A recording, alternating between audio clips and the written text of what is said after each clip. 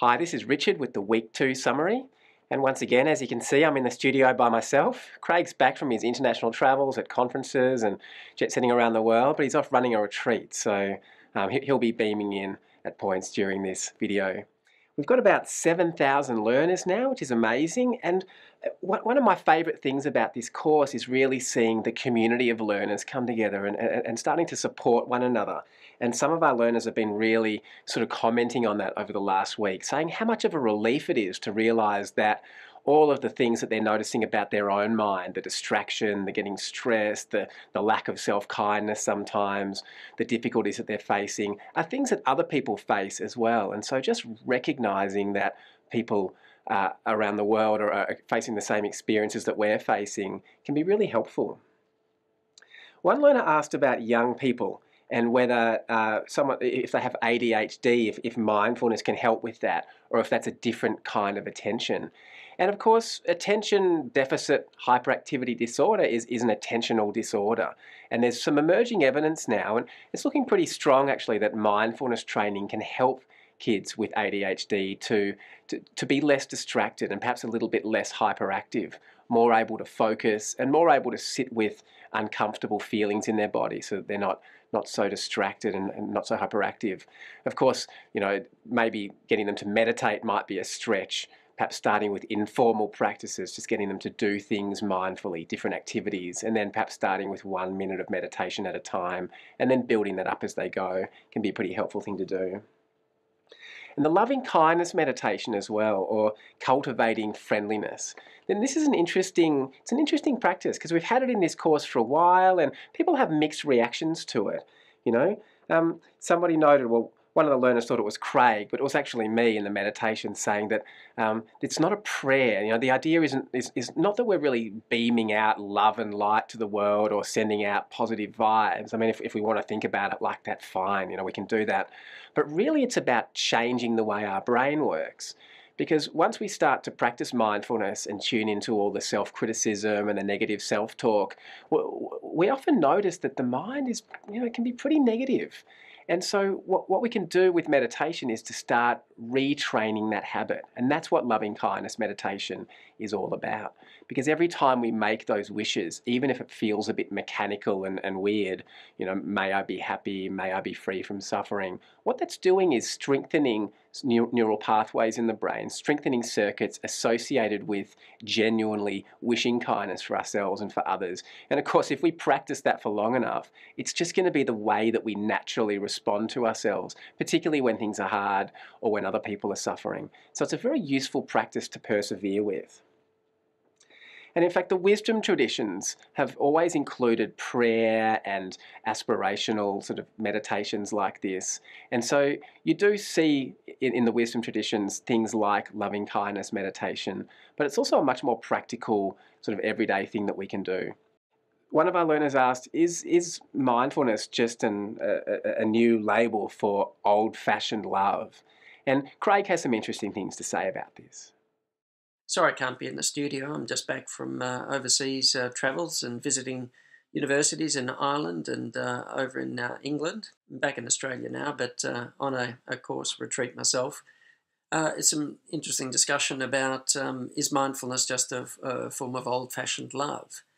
And in a way, caring, like caring for a family member, could be a parent and care for our child, which means we're worrying and obsessing every minute of the day about how they are and hope they haven't got injured. And if they do get injured, getting extremely anxious and flustered.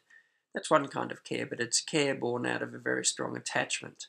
And I don't mean attachment in terms of an emotional bond. I mean attachment in terms of really strong identification, But there's another kind of care, which is care through attention, to really being so present with the person in a mindful way that there's an openness and patience and tolerance and caring for their needs just by being present and attentive to those needs and treating somebody with the gentleness that I suppose we would want to be treated with ourselves. So yes, there is a kind of care that's mindful and another kind of care that's full of attachment. The one is more useful than the other. But certainly both can turn up in the parenting experience. And then a lot of our learners were having very interesting experiences during the meditation and also coming out of the meditation.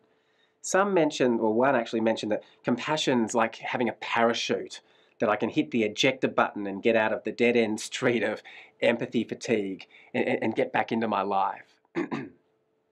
And I think that's very true, that if we start to practice something like compassion for others or for ourselves, which we'll be doing in more detail next week, it does get us out of just empathizing, because it's a very powerful thing to empathize with other people, whether that's cognitive empathy, understanding their position, or more sort of empathic attunement, like really feeling into their experience.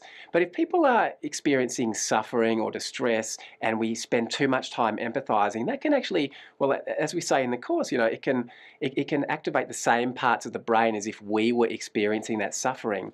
And we get what's called empathic resonance. And over time, that can actually start to cause us distress. And it can even lead to burnout, carer fatigue, what we call compassion fatigue, which is actually empathy fatigue. So to practice compassion means that we act and we do something to relieve the distress in the other person, or we at least make wishes, as in the meditation, that the person be happy and free from suffering. And that actually can be a much healthier way of responding to that distress. Some other learners found these practices very powerful because it helped them to take responsibility for themselves and their own reactions to difficult people. Because let's face it, there are difficult people in the world, whether it's on a political stage or just in our own family. And it's normal to get triggered by people's difficult behavior. It's normal to sort of have conflict in relationships. That's just part of life. But with mindfulness, and particularly with these heartfulness practices, we can start to notice, hang on a sec, this is my reaction.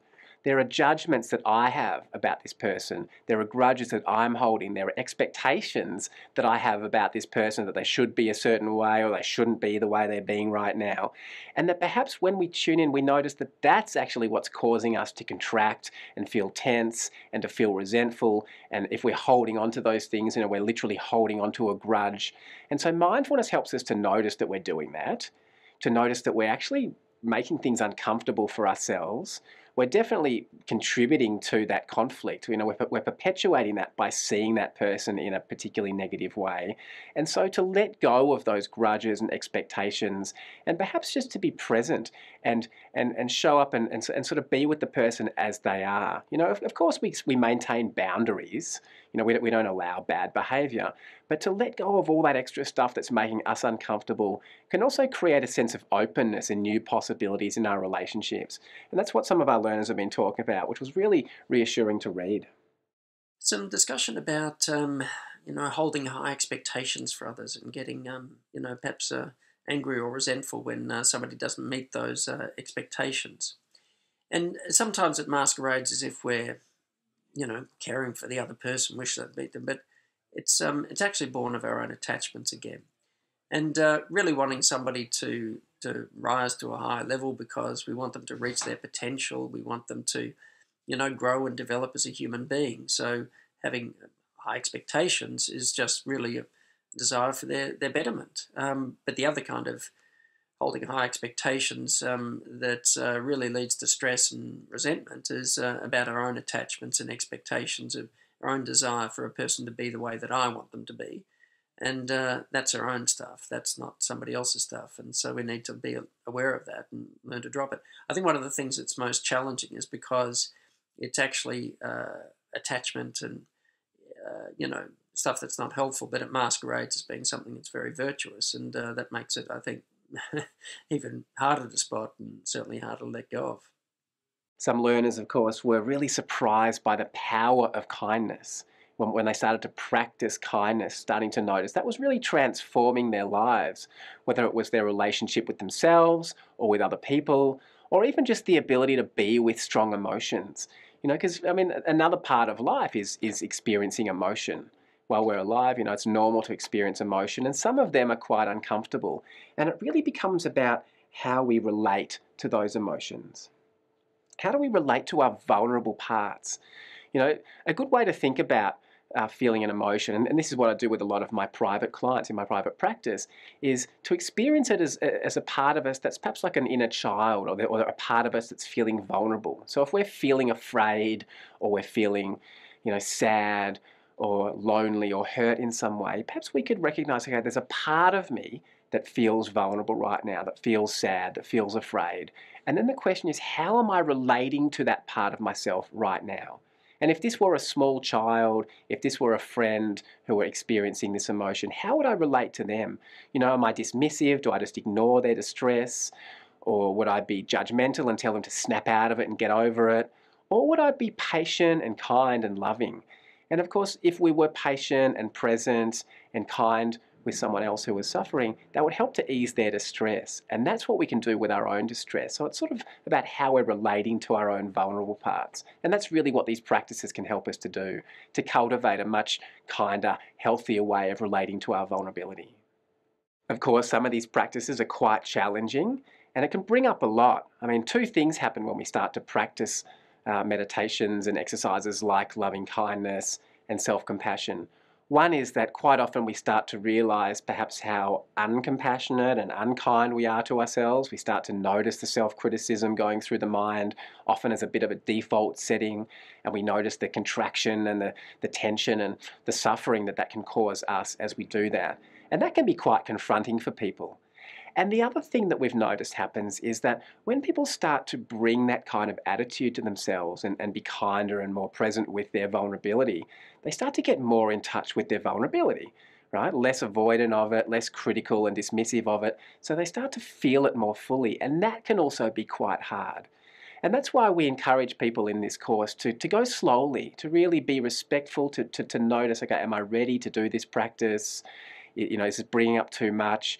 And a lot of our learners, particularly repeat learners in this course, maybe in the first time they did it, they completely skipped these practices, and then the second time they did the course, or the third time, they maybe started to just dip their toe in, and after a while they kind of feel ready to jump in. And when they do, we consistently get feedback that they really find it very powerful, quite profound. But really go slowly, take your time with this, only do it if you feel up to it. You might want to do other practices, like in our other course, Mindfulness for Wellbeing and Peak Performance.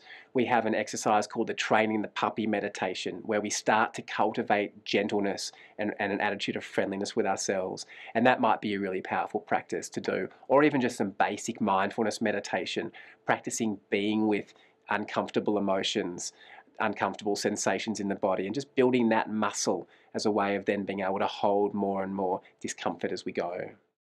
Also, some of our learners raised a really poignant point this week and asked about, cultivating compassion for people who've died, perhaps parents who they'd had a bit of a fraught relationship with. And as a clinical psychologist, my experience is that quite often after people's parents have died, a lot of healing can take place in the individual. Because even after people are long gone, quite often we're still holding on to resentments, hurts, judgments about that. And if we can tune into that and to really let ourselves feel whatever emotion is still there in a healthy way, where we don't get lost in it, we don't try to resist it, we just let ourselves feel it. And if we can be kind to ourselves in the face of that, and to really honor and respect that in ourselves, that can actually be a very healing thing. As can noticing if we're holding on to any grudges and resentments about other people, and either using mindfulness just to, to let go of that and let go and let go and let go. It's not a one-shot deal. Or perhaps to practice some compassion, remembering that people who are difficult tend to be pretty unhappy people. That's often why people are difficult. And once we really make that connection, perhaps we could be a little bit more compassionate about them, towards them. I mean, like perhaps to realize that if we had a parent who was a difficult person to be around, particularly later in life, maybe they were quite unhappy. And perhaps we could just recognize, oh, okay, that's why they were like that. It wasn't about me. And if we don't make it about ourselves, that can make it easier to let go of as well. Of course, if this brings up anything for you as you're doing these meditations or as you're hearing this, and there's anything that's hard for you to be with, there are lots of support services available around the world that might be helpful to tap into. So we'll provide some links for you just in case you're wanting to get some extra support or talk to someone about this. Some very good things noted about authenticity, mindfulness helping people to feel more authentic, to enter into, to actually be more aware of one's own values and one's own motivation. And I think that's a very excellent thing.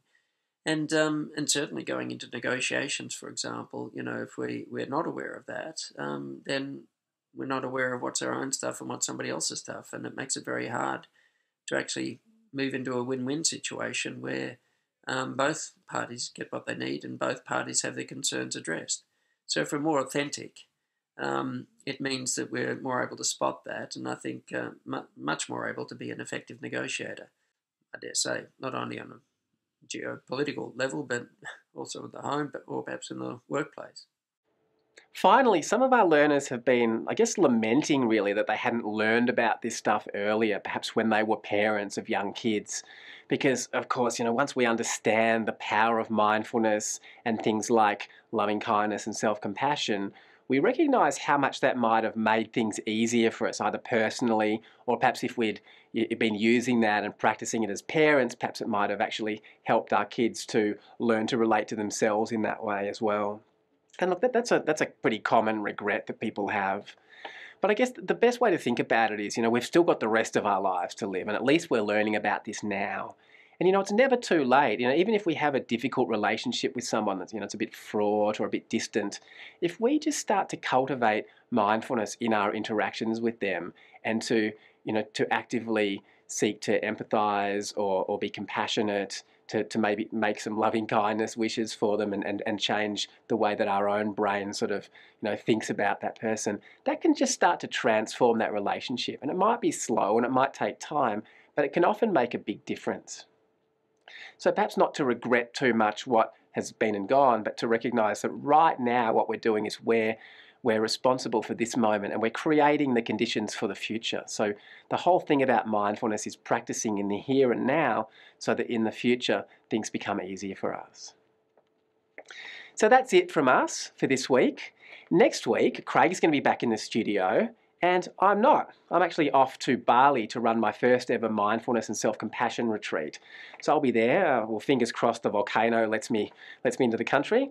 But if that all goes well, you'll be seeing Craig here in the studio, and then we'll both be together the week after for our final feedback video. So between now and then, happy practicing.